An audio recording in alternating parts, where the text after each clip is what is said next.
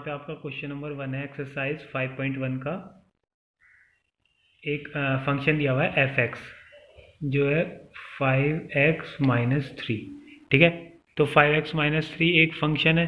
अब इसकी हमें कंटिन्यूटी चेक करनी है एट फर्स्ट पार्ट में करनी है x इक्वल टू 0 पे, और सेकंड पार्ट में करनी है x इक्वल टू -3 पर।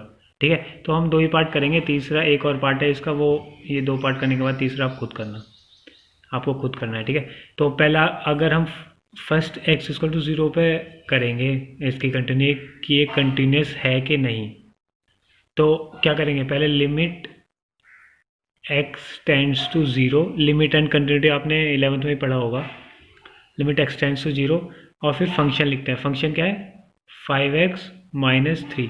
अब हमें कुछ नहीं करना, सिर्फ और सिर्फ ये जो x टेंड्स टू 0 है, तो यहाँ पे x की जगह 0 पुट करना है। तो क्या आएगा, 5 × 0 -3, तो कितना हो गया, -3।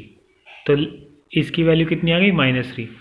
अब इसको डायरेक्टली f0 की वैल्यू फाइंड करनी है, तो वो कितनी होगी, 5 × 0 -3, तो ये वैल्यू -3 आ गई। तो हम कह सकते हैं कि limit x tends to 0 f(x) is equal to f0।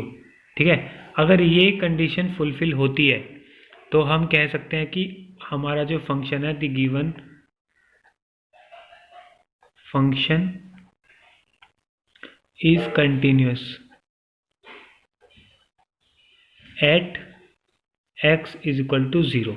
तो जो गिवन फंक्शन है वो हमारा कंटिन्यूअस है x इज इक्वल टू 0 पे। ठीक है, तो हम कह सकते हैं कि जो गिवन फंक्शन है ना हमारा f(x), ये वाला f(x) is equal to 5x-3, वो x इज इक्वल टू 0 पे कंटिन्यूअस है।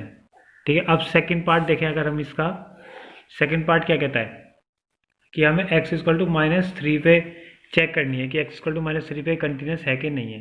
तो सेम ये वाला मेथड यूज़ करना है, पहले लिमिट x टेंड्स टू -3 और फिर f(x) क्या है, 5x-3। अब x की जगह -3 रखना है, तो 5 × -3 -3, 5 × -3 कितना हो गया, -15 -3। ठीक है, कितना हो गया, -18। इसकी वैल्यू -18 आ गई। अब सिंपल f-3 की वैल्यू निकालनी है, तो कितनी होगी, 5 × -3 -3, तो ये भी कितना आएगा, -18 ही। तो हम कह सकते हैं कि limit x tends to -3 f(x) is equal to f-3, ये वाली कंडीशन ही फुलफिल हो रही है। तो हम कह सकते हैं hence the given function is also continuous at x is equal to -3। अब यहाँ पे हमने x इक्वल टू 0 के लिए भी, x इक्वल टू -3 के लिए भी कंटिन्यूटी चेक कर ली, तो और ये दोनों पे ही कंटिन्यूअस आ रहा है जो गिवन फंक्शन है।